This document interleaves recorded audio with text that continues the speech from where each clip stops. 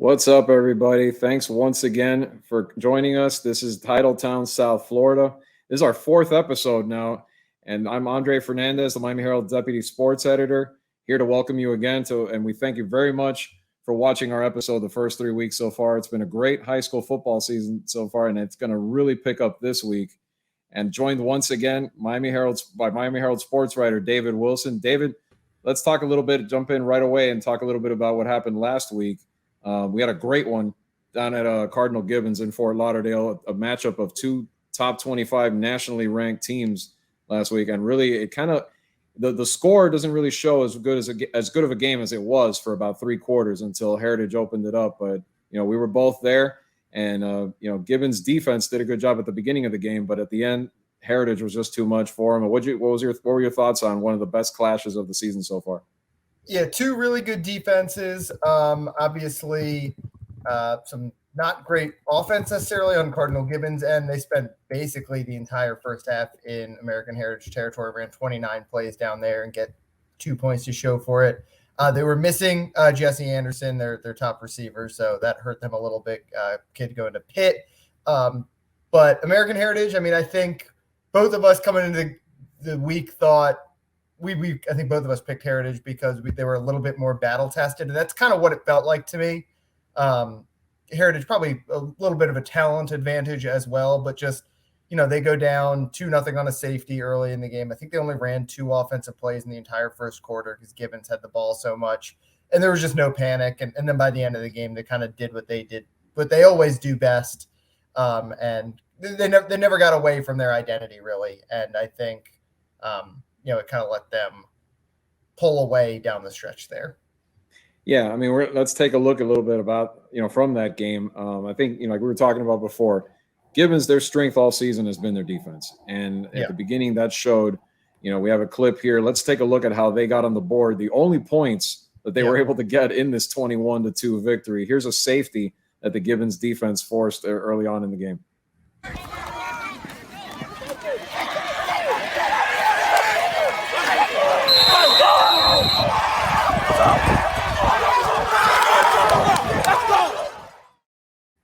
When you look at that point, Heritage ran 2 plays, one on the final play of the first quarter, and you're thinking on one side, Gibbons is in control of this game, but on the other side, they're wasting chance after chance. I think it was 4 red zone trips overall that they basically squandered.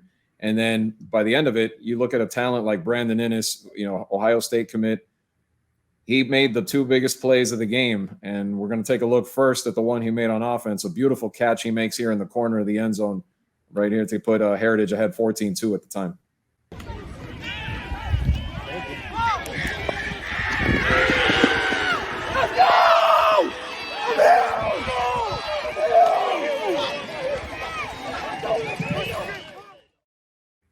And that's not it. He can do, as we were talking about before, he can do it all. That's why he is the best recruit this season in Broward County and one of the best in the nation overall. Gibbons gets down the field, trying to cut it back to 14-9, but the critical play that pretty much cements the game for Heritage is made by Brandon Inniss, and you'll see it right here. And right at the goal line, he picks off Dylan Rizek.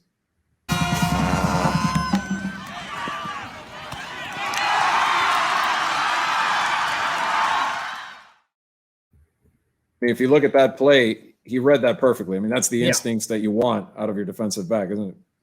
Yeah, he's a guy who, when he was at U School and True Prep for his first couple of years of high school, he's been a star at the high school level since he was in 8th grade at U School. He did that 2-way stuff last year's first year at Heritage, strictly wide receiver. But last week, 2 weeks ago, they played Chaminade, and we've talked a lot about how good that group of receivers is. He basically says, hey, let me play some defense. He forces a fumble in that game. They stick him in there toward the end of this game on Saturday, where it's a tight game, going to come down to a possession or 2 potentially. And he makes that. He has that interception there to seal the game. But actually, one play before, Kamari Moulton, Gibbons' star running back, breaks a long run up the middle, headed for the end zone, and Inniss tracks him down from behind to save a touchdown, and then obviously gets a pick a play later to preserve that shutout for their defense. As Mike Smith, American Heritage coach, said after the game, our coaches can do all they can, but dudes have got to be dudes, and Brandon Inniss is the number one dude in South Florida this year for a reason. Dudes have got to be dudes, ought to be framed somewhere. And I put that's one of the best quotes I've heard. It's very Steve Adazio, which isn't always the best thing. Yeah. But besides him, another Ohio State commit that you mentioned before, Mark Fletcher. Let's take a look here. He puts the game away on this short touchdown run.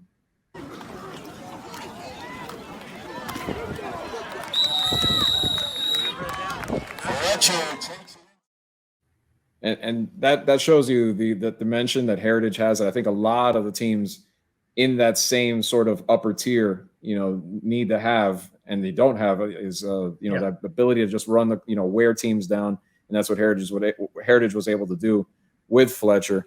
I mean, what a combo that Ohio State is coming away with those two guys, Inniss and Fletcher. Let's take a look at what Mark had to say after the game. Supposed to do that in the first half, a little sloppy.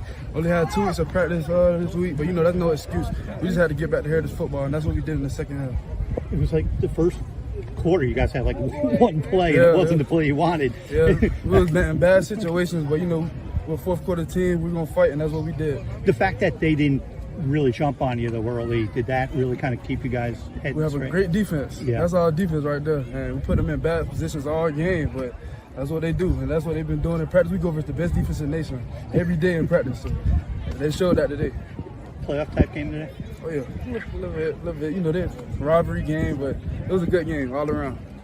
Do you like having to be the horse, like to kind of burn the clock and kind of get, and as you get stronger as the game goes on? Anything my coaches want me to do, I'm gonna do to the best of my ability. So I don't mind at all.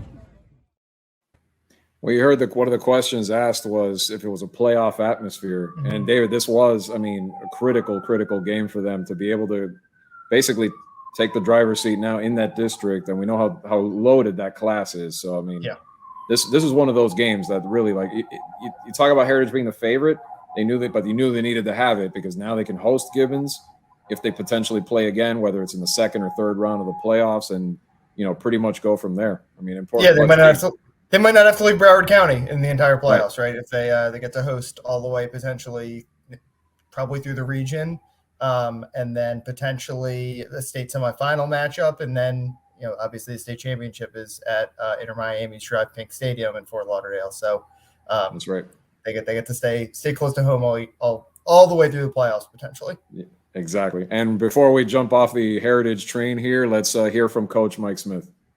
Brandon, obviously, no secret how good he is, but he makes a huge play. He saved a touchdown on that tackle, and the next play makes an interception. But listen, at the end of the day, and I tell the guys this all the time, and my assistant coaches do an unbelievable job of getting these guys ready. But at the end of the day, dudes got to be dudes. You know what I'm saying? Brandon Inniss is, in my opinion, best player in the country. Mark Fletcher right there with him.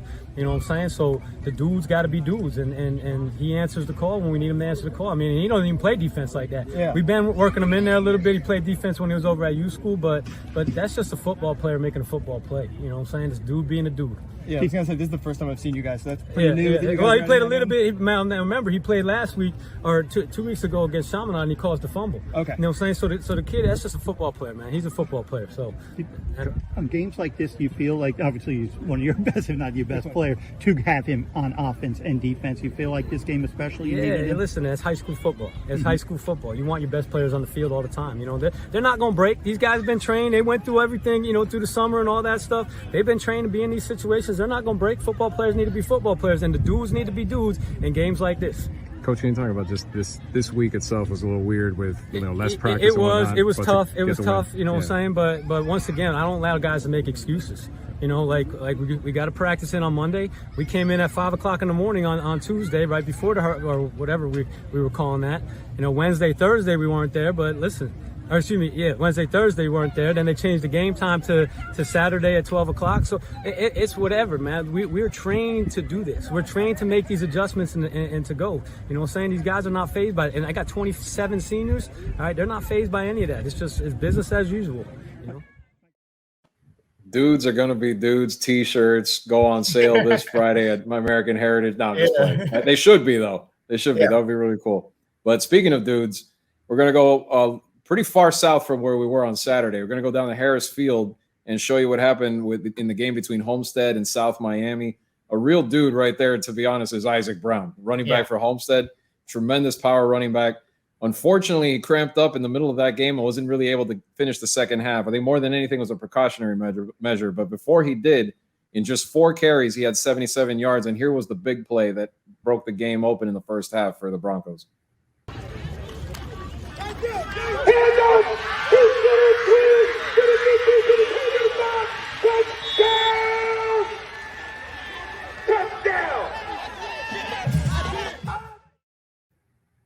Louisville commit, Isaac Brown, and a big reason why Homestead, and let's talk a little bit. We haven't really talked much so far since we started this show about the Broncos, but they're in a great spot to potentially go pretty deep into the postseason this year, kind of the way, maybe even further than they did last year in Class 3M. I mean, you've seen them, David. What do you think? You saw them when they beat Palmetto. What do you think of that? Yeah, first game of the year. So obviously, first game of the year is always weird. I think I've said it on the show. The thing that stands out to me about them is they lost Daniel Lyons and Dante Anderson, 2 star defensive linemen last year, both now at Florida State. And their defensive line, at least when I saw them, looked like as good as ever, pretty much. Obviously, Coach Phillip Simpson, who's really turned that program around. That's his background. He's a D-line guy. He was Southridge's D-line coach and eventually defensive coordinator when they won the state championship back with, what was that, like 2016, I think. Yeah. So he, that's his expertise. But they've got, like you said, they've got offensive weapons. There's a lot of good talent down there in that Homestead area. You've seen, obviously, South Dade has been very competitive in the past. Southridge gets a lot of kids from that same area. They got Isaac Brown. Richard Dandridge is another kind of similar type guy. Brown's obviously more of a running back, Dandridge a receiver, but 2 like track speed type guys. And they got a really good quarterback too, and Josh Townsend has been starting since he was a freshman. And just more, he's always had a lot of talent. He was a first-team All-County guy for us last year, big production, but just seems more poised this year, which is what you expect as a guy starts to become a little bit older. Well, let's look at Dandridge. Now that you mentioned him, he had a good touchdown catch. Townsend actually had to leave this game also early in the game and couldn't return. So kind of interesting to see if he's going to be okay for that big game against Columbus this Friday. But here's a clip of his backup, Kamani Corbett, throwing a quick screen out to Dandridge and getting a touchdown early.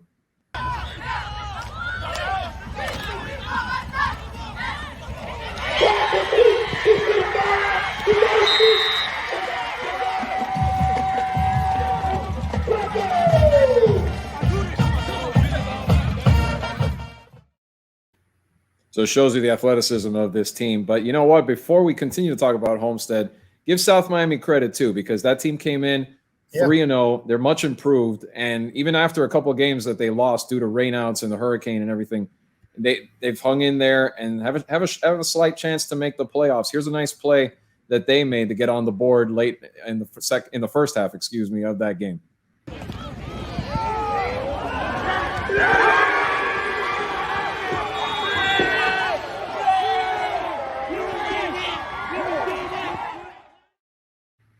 But in the end, a very similar, another good drive put together by Corbett, gets Homestead right back down the field. And Cortez Mills is another receiver for Homestead that can make plays. And here's one that he made on a quick slant to put Homestead up 22-6.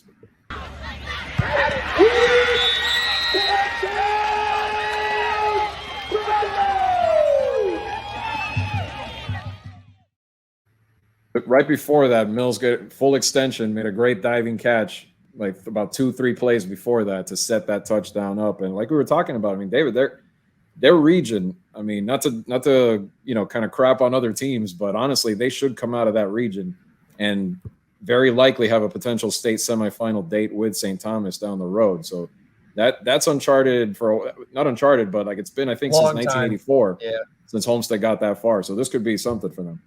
Yeah. I mean, they haven't been this every year. It seems like in the last 3 years here, pretty much, it's been like they're setting some kind of mark. Longest run in 20 years. First win against Booker T. Washington and like forever last year. They've really turned that program around. And yeah, like you said, I mean, 3M is always tough because St. Thomas or whatever that it used to be 7A is always tough because St. Thomas Aquinas.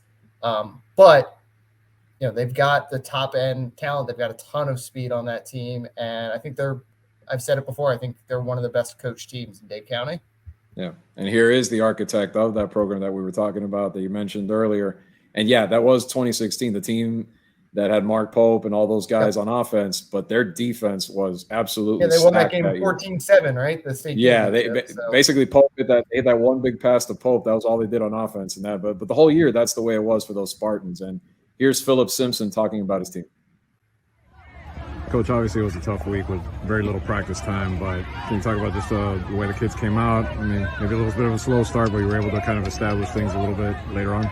Yeah, I mean, you know what? Coming off last week, had a bye week. Had a bye week last week, and then obviously coming to the Storm this week. So, you know, it's in the last 10 days, you're talking about 2 practices, 3 practices. Last week was all about taking care of the kids, not knowing the Storm was coming. So, you know, it was cut short, and you saw it. It's a slow start, hard to get it going, mental errors. You know, unfortunately, kids might have been looking ahead for next week. So, you know, just one of the things that you have to get the victory, but, you know, it's a humbling experience. You got to get back to work. You got to get back to work. But, you know, the kids we got, we love them to death, but they're not the type of kids you want to leave sit at home. You know what I mean? They gotta stay busy and stuff. So, you know, we'll be fine. Yeah. That being said, I mean, you forced some turnovers. You're able to, you know, get a few big plays early on. Just talk about that, because that's been obviously on the defensive side a big part of your team for a while now. Yeah, I mean, that's who we are. You know what I mean? We play fast, we play physical, and we, you know, in between playing fast and physical, we're talking about getting the ball out, 11 man to the ball, and just being that, you know, just being that type of physicality to the game. And, you know, tonight we was able to do that, but penalties kind of played against us a little bit. But, you know, it is what it is. It's back to work. You know, there's no perfect days. Just happy to get the win. Yeah, these next few weeks, I mean, can you talk about what's coming? I mean, Columbus obviously next week, another big one. And potentially the GMAC, you may face another, you know, team that might be from the north side undefeated. I mean, just how that's going to test your kids in the next few weeks coming up. I mean, that's what it's all about. That's why we're here. That's why kids, you know, here we win it. Good program, good band, good fans. You know, that's what it's all about. So, you know, we won't shy away from those opportunities. We won't shy away from those moments. That's why we're here. We're here to play those type of games. And so we put ourselves in position to do it. We're excited for it. And you know, that's just at the end of the day, we won't shy away from these opportunities. Yeah, Isaac Brown, I mean, you know, when he gets loose, I mean, you can see that next level ability that he has. Special. Yeah. Special young man, great young man. You see that guy in the hallways doing school, dress code, uniform, don't talk, very mild. You wouldn't even think he's Isaac Brown, this top recruit. So, you know, been an exceptional human being, and things been really good. So, yeah. Was your backup quarterback comes in, you know, obviously right away you lose Townsend, and you know, kind of what do you think about the job he did tonight to kind of keep it together? Yeah, 14-year-old kid, 9th grader, came in, you know, hit a couple of deep balls, made a couple of clean shots. And then obviously you have mental errors. You know, you have mental errors that occurred, and that comes with youth. I mean, you're talking about the second half, we had a freshman quarterback and a freshman running back. Mm-hmm. So, you know, it's when you get to when you cut the tape on it, it's good film to watch. It's good for depth. It's good for film, because as you saw tonight, any play could happen next man up. Yeah, I mean, when you look at it overall, it was an ugly win, 22-6. But these days, you got to get the job done, got to keep rolling. And they have a huge one this week that I think is going to probably open some eyes. And, you know, not just to talk about Homestead and the accomplishments they did, but, you know, one feature I wanted to promote this week, David, was the polls that we've been doing for a while, so fans can kind of get their chance to vote for these kids and vote for these great performances that they make week in and week out. Brandon Inniss is in the one this week for Broward County. For Dade County, there were some some great finishes. I know in some of these under the radar games too. I know Braddock went down to the wire on Saturday night and pulled out a heck of a win where quarterback David Garcia not only scored the winning touchdown, he had the winning interception, set up the winning touchdown with a kickoff return. So he's up for player of the week you can find those polls at miamiherald.com if you'd like to vote for them. It's free. It's not behind the paywall. Vote as many times as you like. Harlem Howard, a linebacker for Blanche Ely, another one that had a couple of interceptions in the game against Fort Lauderdale, 36-12 victory for the Tigers, which is another huge one. But check that feature out on MiamiHerald.com week in and week out. We appreciate everyone who votes on there, and definitely these kids definitely appreciate it. And speaking of someone else who supports kids and has been supporting the kids in South Florida for so many years, for over 5 decades now, our good friend, a longtime football recruiting analyst, Larry Blustein, joined us this week on the program. And here it is. It's an extended interview with Larry We know Larry could talk, but it's always, he always has good insights, and talked a little bit about what has kind of surprised him, who's kind of stood out mid-season this year so far, and just kind of not just the upper elite teams, but among those players, who some of the standout individuals have been, and who his MVP has been so far this season. Here's my talk with Larry this week.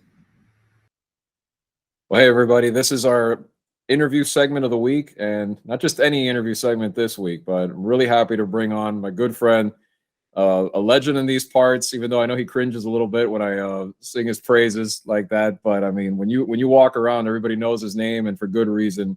Someone who's done a tremendous amount of work over the years, for over 50 years now. Not to make you sound old, Larry, but you've done a great thing for the community, and I know a lot of people are grateful.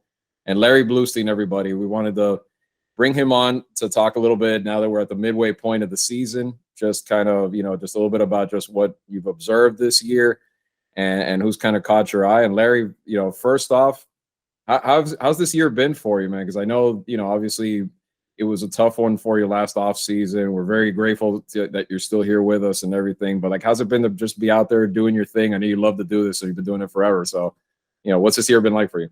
Well, thanks, Andre. I appreciate you. And, there's nobody that in all those years that I much rather stand next to during a game than you.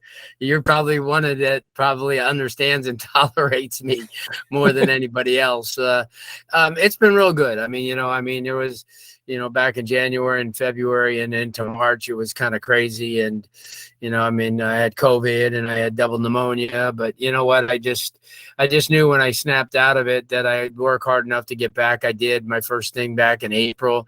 And ever since I went to a camp in April, I haven't stopped. And, I saw close to 350 schools statewide, been from Pensacola all the way down to South Miami. And just been hitting the ground running. Couldn't wait for the season. And now we're already in week 7. It flew by kind of fast. And but to answer your question, I just, I love what I do. And I don't, people say, oh, when you're going to retire? And I go, what am I going to do? I don't golf. I don't fish. This has been my life. And I enjoy it. And that you've watched me for a number of years, and it's a lot of fun. And we're watching every week that we're out there, we're watching some of the best high school, if not the best high school football in the country. So, if I lived in Des Moines, Iowa, it might be a different thing, but you might have to find a hobby. Yeah, I'd have to find a hobby quick. But what I'm doing now is, we pick out like some of and even I, go to like some crazy offbeat games where the coaches and the ADs are saying, what the heck are you doing here? And right. I enjoy that, because everybody plays a game, everybody works real hard. And this year, I think that we kind of validated ourselves as far as nationally ranked, and not just a St. Thomas, but we have 4 or 5 teams that, can stand toe to toe with basically anybody. And I think that we've had the chance to prove it with the Broward Showcase and now during the regular season. And I think everyone understands that, having a couple hundred people go to college every year and to major colleges and then on to the NFL is no fluke. It's just, and we have a bunch more, as everybody has seen already. Yeah. And let's talk about that, because perfect segue into, I was going to ask you about that, because it's 5 teams now nationally ranked. I know Gibbons might drop a little bit after the loss to Heritage, but they're still up there as one of the best. A kid like Brandon Inniss, we saw him all over the field the other day, and making, the big play, whether it's the touchdown catch, the interception return. That highlights what you're talking about the talent. Any team, we all expected Heritage and those teams to be good, but any team out of that group, or maybe another that's kind of on the cusp, that has kind of surprised you a little bit at how much progress they've made and how good they are? Well, to be honest with you, Miami Norland. I think that Norland is, they're undefeated. They've had an opportunity to infuse themselves with a quarterback and a couple of really, really good offensive linemen. And, they're playing at a whole different level. And I think, in that vein, I think Booker T. Washington, everybody knows that they've always had the talent. but where they were last year as opposed to where they are now, I mean, they only lost to Central so far, and that game was fairly close in the first couple of quarters. So Ice Harris, and I've said it over and over again, there's very few head football coaches that can come in and make such an impact, and you could see it. Usually over time you go, oh, that guy's doing really, really good. But I had a chance to watch Booker T in the spring, and I went to their spring game, and I think I told you, I says, I was blown away. I says, holy mackerel, this team looks like they can contend. And I think they were 5-5 last year. And so I think those two teams right there, as far, because we all kind of expected some of the other teams. I mean, Homestead was kind of building. You remember last year, Homestead was really, really good. It's just that they ran into St. Thomas in the postseason. They beat Dillard and they beat South Broward. So, and we kind of expected it out of the rest of the teams. Columbus was loaded. I think people kind of shortchanged them at the beginning of the year because they didn't have a quarterback, that was proven, and a few other places. But as well as I do, Columbus is always well coached. They have a lot of really, really good kids. So they weren't a surprise. American Heritage may be somewhat of a surprise because, Mike Smith, even though he's been with the program for a number of years, he wasn't the head coach. And now this is his first gig as a head coach. And you figure, here's Pat Surtain, who's a legend, in many ways, and he took over for him, and I really don't think he's missed a beat, as far as that's concerned. We kind of knew that Western was going to be a pretty good football team, and we all knew Gibbons and Chaminade and Central. So I'd say the two surprise teams to me would be Norland, because we never figured, and they've got a legitimate shot at beating somebody of talent, because I think that they have really good offense, and speaking about well coached, Coach Heidelberg has been there for a long time. I guess probably the second longest tenured behind Britannia. So those two, and then Ice Harris. I know as well as I do. I mean, very few inner city teams in the country are as disciplined as Booker T. Yeah, no doubt. And speaking of that, I mean, I guess if there's one team that maybe, I know for me, that's the one. If there's still a team that has time to turn it around, I'm dead set looking at Palmetto, because they still have talent. But 1-4, obviously not the start they wanted, but or 2-4 now, they beat Coral Gables, but still time to maybe turn it around. I know they've had some injuries up front in the offensive line, and Coach Manasco's hopeful that maybe late in the season they could pick up some momentum, and they're going to have their chance. They're going to have their second chance, probably at Columbus in the playoffs. But I guess that's one team there that maybe still has a little bit of time to recover. Yeah, well, that's I agree. They're very talented. I think there's a number of positions, though, that, they may, as a leadership quarterback wise, if you're going to beat Columbus, you have to bring more to the table than Washington and, a couple of the other kids, Jacory and somebody. But because I think Columbus is definitely a team right now that is earmarked to get to the state finals. Because they have everything it takes. So, but Palmetto will have their, like you said, they'll have their opportunity, to kind of even their record up somewhere along the line and see what they do in the postseason. There's a few of those teams statewide, because with the new divisions and new classifications, a lot of these teams felt that if they just played the teams that they have to, a lot of people wouldn't take them serious because they're not in really strong areas. So that's why they picked up, Venice is a perfect example. They started picking up everybody because outside of, there's nobody in their district that pegs the meter, and so, I think that you look at a Palmetto, and they took on some big time teams, went on the road, played Vero Beach, went up and played a 30-year-old Clearwater, who actually plays IMG. So that'd be a pretty interesting thing there. Yeah, but definitely. The other, I would say, you hit it on the head about the Booker T Norland matchup. As two of the surprise teams, and then coincidentally enough, huge game this weekend. So I wanted to ask you about that. As we jump into, it's a big slate this weekend. You've got between that game. You've got Columbus and Homestead down at Harris Field. Both teams are undefeated. Aquinas and Dillard. I know Aquinas is kind of separated from the pack, but Dillard's still trying to maybe break through and get that big win they've been looking for. And then, of course, the old rivalry, Central and Northwestern always, Northwestern's been a little banged up, but you know how that game goes. Emotions run high. It gets more even than it probably should be sometimes. And it could turn into a classic. You never know. But let's start with Booker T. Norland. I mean, you said, what do you think? Just that matchup of two teams really trying to prove something. Yeah. This is going to be this is going to be a close game, because you have two teams, like you said, two outstanding quarterbacks, two probably, with the exception of the young man Townsend from Homestead, two of the best underclass quarterbacks around. Right. I think both of them have shown what they could do, during the course. Both of them are well coached. Both of them are disciplined.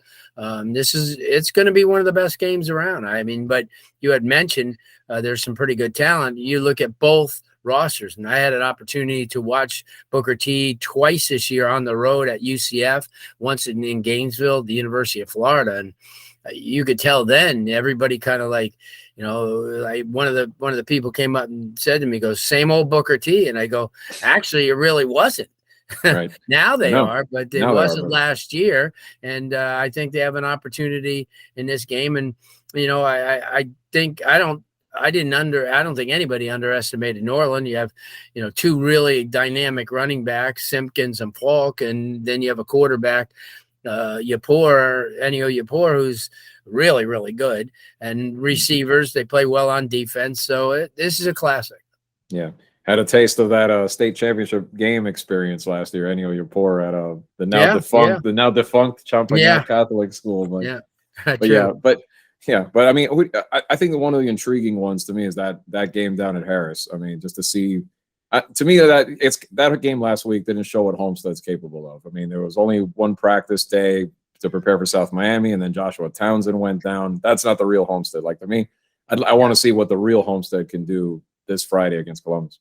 Yeah, no, I agree. It's Homestead's a really good team. They've been building for this for a couple of years now. I mean, it's an exciting football program, well coached. Coach Simpson's done a great job down there.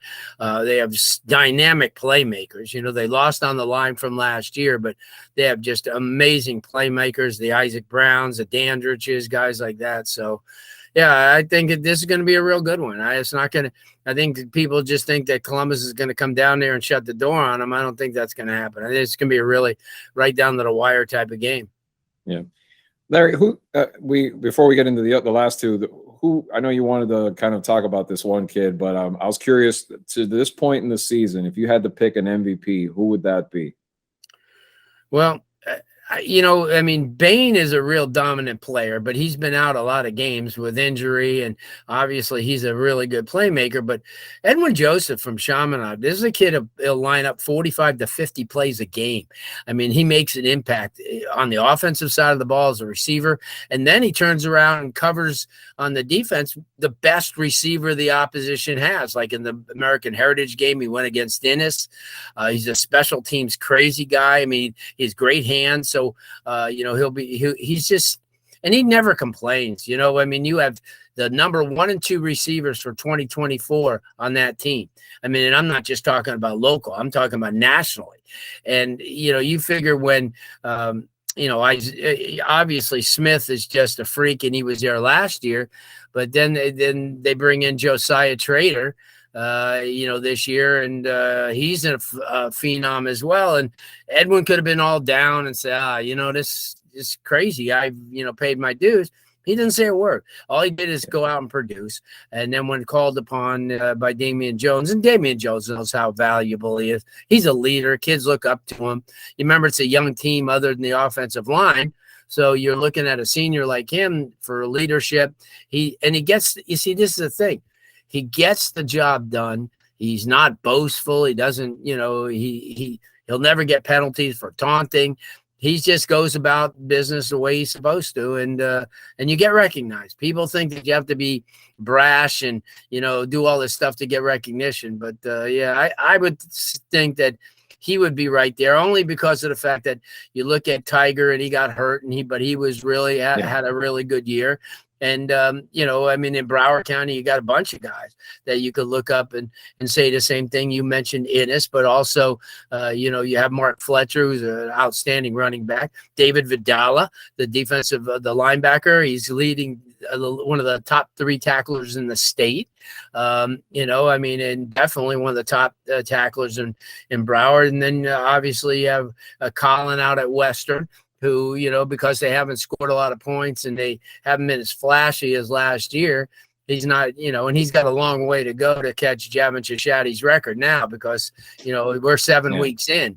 Right. So he's going to have to put up like 400 or 500 yard games. But yeah, there's a lot of them. But I would say, Edwin, because of what the status that Chaminade has now as, you know, you know, one of the top teams in the nation, no doubt. And, I mean, I think it's important. And I think that playing in that St. John's game, because since that game, St. John's is just killing people. I mean, you know, and it just shows you all those teams that came here, St. Joseph's, who played St. Thomas, you know, I mean, a lot of those programs that all were highly regarded, they've just gone on and done their thing, which everybody knew. So Florida gets a big star next year, from what I understand.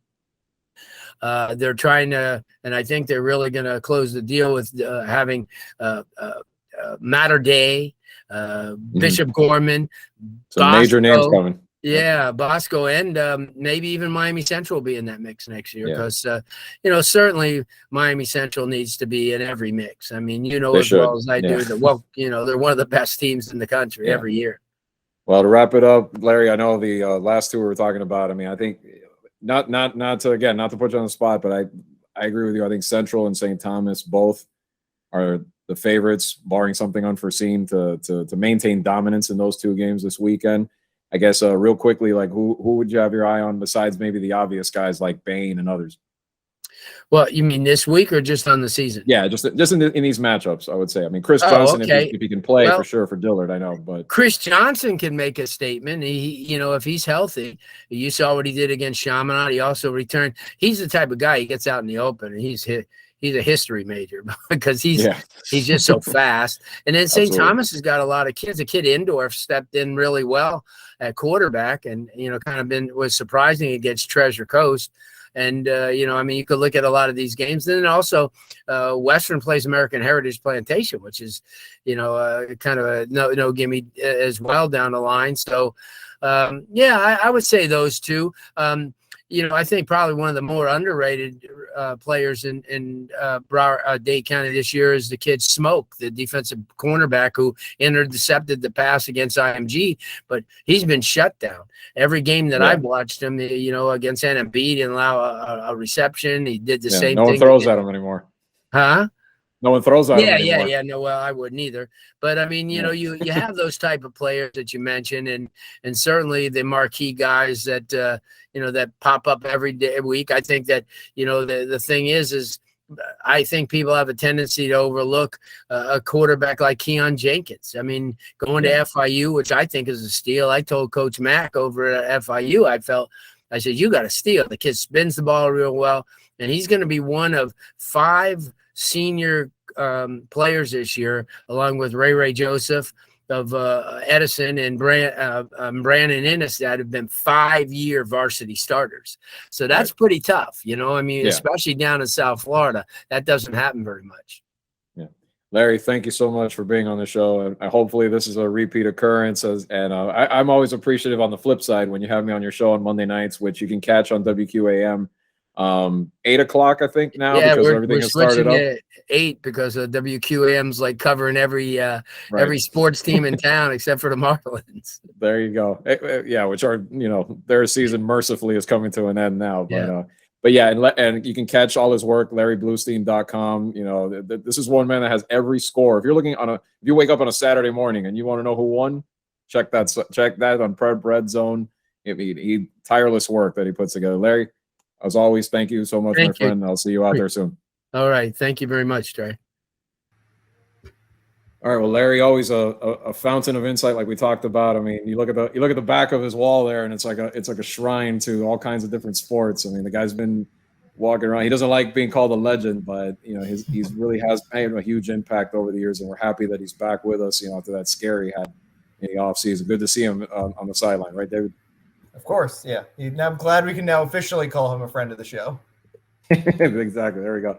All right, so let's roll over to the final segment, which is the one that people love to talk about always, is the picks. And this week we have a doozy as far as like the games that we have. I think there's probably about a good 5, 6, maybe even 7 games that we could have talked about, but we cut the list down to 4, and we're going to start with kind of a game between two teams that really want to prove that they're state title contenders this year. And that's Booker T. Washington taking on Norland on Thursday night at Traz Powell.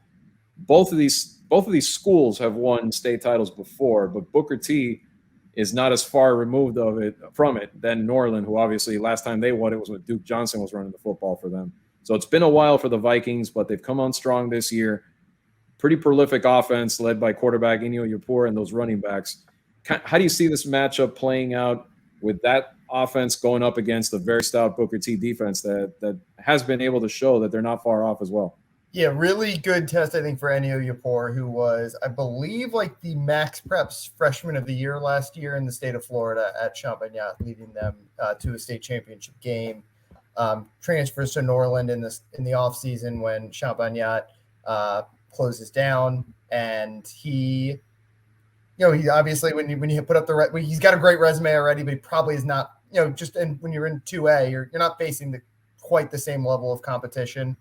This is gonna be a really good test. Booker T's secondary is loaded with Division I talent, and they're extremely well coached. The nice thing is you mentioned Javin Simpkins, their running back, is one of the best in all of the state, so he doesn't have to win single-handedly. Inyo Yapur. But I think it's just going to be a really good test for this. I think Booker T's been tested a little bit more. They've gotten some, they beat Edison. They've gotten a couple more of those high profile tests. For Norland, this is like a real benchmark game, I think, for them. And Booker T's quarterback too, Claudel Sherman, has had a good year. I don't think he hasn't really been talked up too much so far. But this is the kind of game where if he steps up and makes a few plays, he can really put his name out there. But it's an interesting matchup. I mean, the running games are both good. Yep. I'm going to go with I agree with you. I think the Booker T defense is the one that makes the difference. If they can at least shut this down and put some pressure on Yapur and disrupt what Norland likes to do, it's going to come down to that or the running games. And Antoine Smith is another one on the Booker T side that has been kind of that power guy. Hard to tackle, yeah. Hard to tackle, exactly. Breaks a lot of tackles, and if he does that this week, I think the Tornadoes will emerge. But this is going to be – I know Central Northwestern will get a lot of headlines, but yeah. Look out for this game. Back-to-back fun games at Traz on Thursday and Friday this week. Sure. Yeah, I'll go with Norland. Just to be a little different, and because I think their offense has a chance to be really explosive, and I think it'll be a very close game. I think Booker T clearly is on at the trajectory to the point where they're going to be a state title contender again in the near future. I think Norland, this is for the next year or two. They're poised to make a nice little run quietly. I think get up into sort of that tier 2. A lot of these guys are still juniors, sophomores, so should be a really fun one.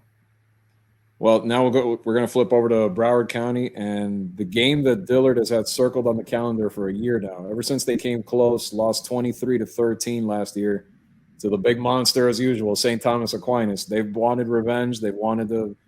This is their prove it game to try and get through and finally make a statement. But can they? Because they've played teams on par with St. Thomas already, and it has not gone well. I mean, Champagnat, they jumped all over early. They went up 14-0, and then after that pretty much collapsed. And Central really, after that early touchdown by Chris Johnson, absolutely smothered them. So is there even any hope that – I mean, it can't just be the Chris Johnson show if they want to pull this off. Yeah, I think they've got to kind of – weirdly, I think they got kind of turned into a defensive struggle. They've got the talent up front. Their defensive line is awesome. They've got a good secondary. I know St. Thomas likes to play defensive struggles, but I kind of think you got to do that and then hope, like you said, maybe Chris Johnson breaks one. They've got some really good receivers. Testine Reddix is like a really legitimate deep threat. They've got pretty good quarterback play. Hard to pick against St. Thomas though until you see it, right? Like Dillard could, these two teams could play twice very easily. It could be a playoff matchup too. For now, I'll go with St. Thomas though, just because let me see it first. Right. And I think so too, because Aquinas, I think they crushed Western the other day. There's some doubts about them right now just because their offense has been so bad. But I think this is the game where if they come out and do something similar to a Dillard team that's pretty talented, like you mentioned, that's where you kind of can tell that they're head and shoulders above, kind of like Central and Chaminade are, and deservedly so, why they're in the top 10 ranked nationally. If those two running backs can just have their way, and you know, with Sands and with Jordan Lyle, if they just rack up the yards, I think it's going to be a long night for Dillard, and that's where Aquinas can really take control. So up front is going to make the real difference in that game. And now going back to Harrisfield, the aforementioned showdown between 6-0 Homestead and 6-0 Columbus, that place is going to be, I think there's going to be people standing all the way around the fence there at Harris, and that's the kind of atmosphere that hasn't been seen there in a while. So it should be fun to see down there as two pretty good teams. I mean, in terms of the playoffs, for the power rankings, it means something. It doesn't mean so much in terms of positioning, because these two teams are in different classes. But I think a lot of bragging rights and kind of a measuring stick game for both sides. Who do you think comes out on top? I'll go with Columbus. I thought a very impressive win for them against Northwestern 2 weeks ago, I guess now. I just, they've got an incredible resume right now, Columbus, with wins against Northwestern, Jesuit. We'll see if Homestead can, I think, is right now kind of on the outside looking in that elite conversation. Obviously a win like this would do it for them. But yeah, I think Columbus may be the most underrated team in South Florida right now, because they just have incredible wins on their resume so far. Yeah, I think the factor of seeing Columbus a few times, I think it comes down to the passing game. Something I didn't like the other day on Homestead side, and it could have just been maybe the short week of practice, but that secondary gave up a lot of big plays to South Miami, and South Miami and Columbus has a lot more weapons to use, and their quarterback Alberto Mendoza is having a good year. So if they can exploit that secondary a little bit on Homestead's side and hit some big plays, it'll be a long night for them. So this is kind of like where you said in the previous game we talked about. I think that Homestead kind of has to show it, and this will be the opportunity to show if they can contend down the road. So I'm going to go with the Explorers as well. And our last matchup is the old rivalry, Central Northwestern. Right now, a lot of people have their doubts about the Bulls. They've been banged up a little bit. Obviously, they lost Teron Dickens for an extended amount of time as the collarbone injury. But can the Bulls hang in there? I think they can. I think that the defense and the running game, they can get some traction there and be able to run the football. They can hang in there. But the Rockets are so far, what they've shown is a national championship caliber team this year. So even if it is a close game, we know emotions run high. Central should come out on top, at least around there. Where do you see it, David? Yeah, if Northwestern was not as dinged up as they were, I would feel like the Northwestern. It would be a little bit tougher of a decision, I guess I should say. I'm going to go with Central. I'm never surprised with anything that could happen in a Central Northwestern game. So, another team, these guys can play twice. Probably will play twice. Maybe play three times, depending on what they end up doing with the GMAC this year. That actually, but yeah. Northwestern will get another shot at them probably eventually. But I think for this week, with all the injuries they have, got to go with Central. Yeah, the DMAC this year, and this is a good thing, and I commend them for altering the formula there. They're trying to go with north-south matchups. So, but I'm with you. Yeah. I think that we will see a rematch of this, whether it's in the second round or wherever they end up getting seeded in the 2M playoffs. And looking forward to it. Maybe Northwestern's a little healthier by then, and it becomes an even better game. Well, everybody enjoy it, whether you go down to the Mecca or you go down to Harris or Broward County, one of the big games. It should be a fun weekend. For David Wilson, I'm Andre Fernandez. Thanks again, everybody, for joining us and for watching and supporting this show. And we'll be back for a 5th episode next week.